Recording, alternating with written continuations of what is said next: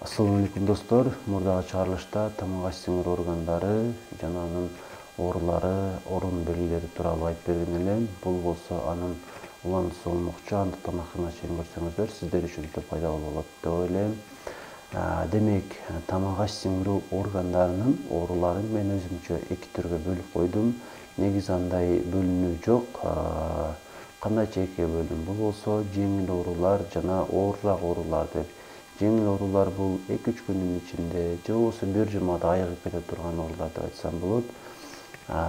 Жана дагы оорураак оорулар бул көбүрөөк убакытка чейин бизди дарыланууга мажбур кыла турган себептер деп айтсам болот. Негизи медицинада мындай бөлүнүү жок. Жана дагы кошумчалай турган нерсе, эч бир оору жагымдуу эмес, бардыгы эле бизди кыйнайт. Ошону дагы белгилеп кетсем болбойт. Жеңил ооруларга кайсылар кирет? Мисалы, бир жылда бир жолу болсо дагы көпчүлүк адамдар ооруй турган оорулардын бирөөсү бул тамакка улануу болуп саналат.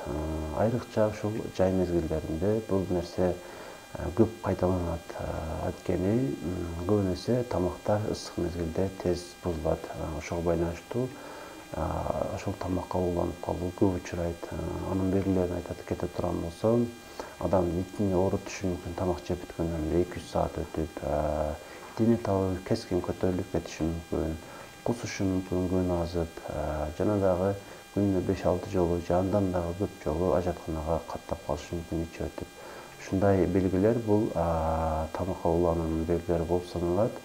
Жана сөзсүз түрдө дарыгерге барышыңыз керек. Анткени онун өткөрү берүү сизди андан эч бетер кыйнап, алсыратып жүрө берет көп күндөр бою. Андыктан дароо дарыгерге барууну унутпаңыз. Ушундай ооруларда көп эле ашыкча лабораториялык же инструменталдык текшерүүлөрдү жүргүзүүнүн эч кандай муктаждыгы болбойт. Суроо аркылуу эле бул диагноздорду коюлат дагы дарылануу ыкмасы жүргүзүлөт. Ашып кетсе бир жумада болбосо 2-3 күндө эле адам жакшы болуп кетет. Бирок кээ бир оорулар бар, пациентти сөзсүз түрдө жатууга жана көбүрөөк убакыт дарыланууга мажбур кылат. Ошол белгилерди айта кетейин.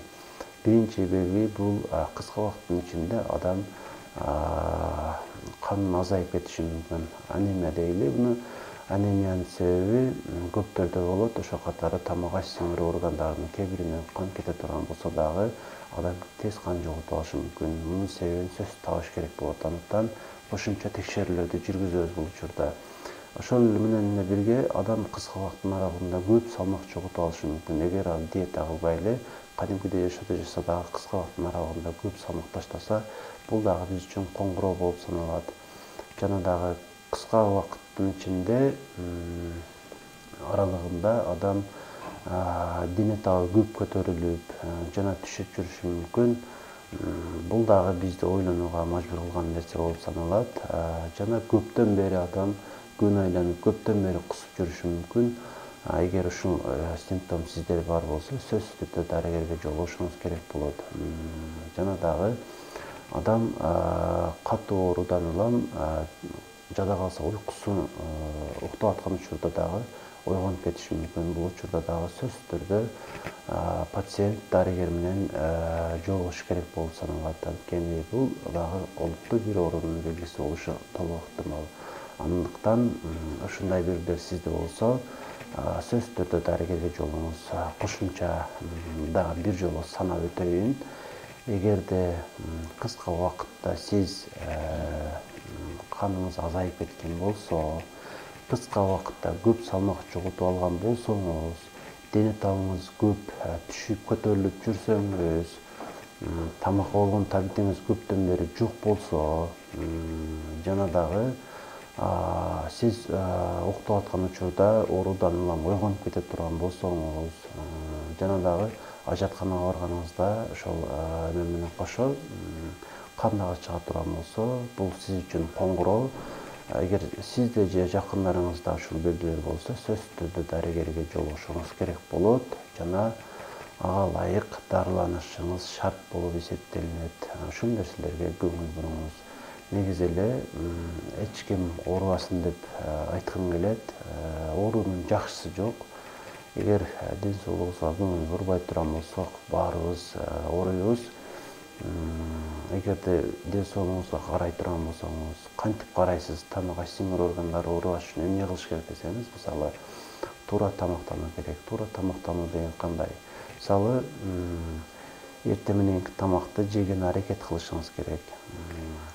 Күнүнө канча жолу тамак жесеңиз дагы өтө көп жеп албашыңыз керек ар биринде. Өтө көп убакыт ачка жүрбөшүңүз керек. Анткени бул дагы ашыкча тамак жеп алууга себепчи болуп саналат. Жана дагы сизге кеңешим, ар түрдүү болуш керек тамак. Жана дагы сөзсүз түрдө табитиңиз болмой сайын эч нерсе жебешиңиз керек. Шашылыш болгон учурларда тамак жебей эле койгон жакшы. Ар дайым тазалыкка көңүл бурушуңуз керек. Жана дагы тамакты сөзсүз түрдө жылуу абалда жешиңиз керек. Бул дагы сиз үчүн коңгуроо. Анткени тамакты жылуу жебей турган болсоңуз, сөзсүз түрдө ооруп калуу мүмкүнчүлүгү сизде жогору болуп саналат. Негизинен ушул нерселерге көңүл буруп, жакшы өзүңүзгө карап жүрө турган болсоңуз, буюрса сизде эч кандай оору болбойт. Дагы бир кошумчам, тамак жеп аткан учурда курсакты жылуулап алсаңыз абдан жакшы болот. Жылуу нерсенен ооруп ала турган болсоңуз, тамактын сиңиши жеңилирээк болот.